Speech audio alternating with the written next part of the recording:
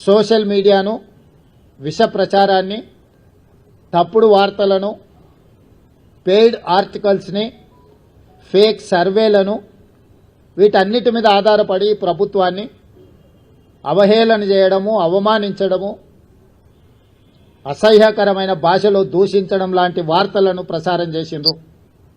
వీటన్నిటి నేపథ్యంలో అది హైడ్రా కావచ్చు, సర్వేలను వీటన్నిటి మీద ఆధారపడి ప్రభుత్వాన్ని అవహేళన చేయడము, అవమానించడము, అసహ్యకరమైన భాషలో దూషించడం లాంటి వార్తలను ప్రసారం చేసిండ్రు.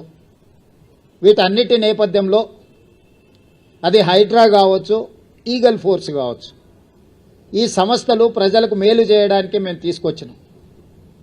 ఈ నగరం వేగంగా మత్తు, ముఖ్యంగా గంజాయి, డ్రగ్స్ విస్తరిస్తున్న సందర్భంలో వాటిని కఠినంగా అణచివేయడానికి ఈగల్ ఫోర్స్ను తీసుకొచ్చినాం.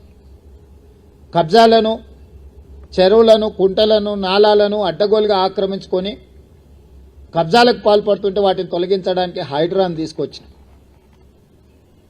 జిహెచ్ఎంసీ కావచ్చు, హెచ్ఎండిఏ కావచ్చు, మెట్రో వాటర్ వర్క్స్ కావచ్చు, మెట్రో రైలు కావచ్చు, ఇలాంటి సంస్థలన్నిటిని కూడా సమన్వయం చేసుకొని ఈ నగరాన్ని ఒక మంచి నగరంగా తీర్చిదిద్దడానికి మేము చేస్తున్న ప్రయత్నాన్ని ప్రధాన ప్రతిపక్షము సహకరించకపోను ప్రతి సందర్భంలో అడ్డు తగిలే ప్రయత్నం చేసి మూసీ ప్రక్షాళనకు సంబంధించి మూసీ ప్రాంతంలో నివసిస్తున్న వాళ్ళు ఎవరు అది అద్భుతంగా ఉంది అని అక్కడ ఉండడం లేదు.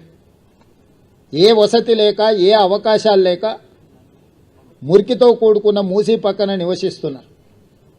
వాళ్ళకు ఒక మంచి వసతులు ఏర్పాటు చేసి వాళ్ళకు ఉపాధి కల్పించి వాళ్ళ జీవన ప్రమాణాలు పెంచి వాళ్ళ పిల్లలకు ఒక మంచి చదువులు, వాళ్లకు ఒక మంచి వైద్యాన్ని, వాళ్ళకు ఉపాధిని కల్పించాలని చెప్పి మా ప్రభుత్వం చేస్తున్న ప్రయత్నాలను ప్రతి నిమిషం, ప్రతి క్షణం అడ్డు తగిలి అన్ని రకాలుగా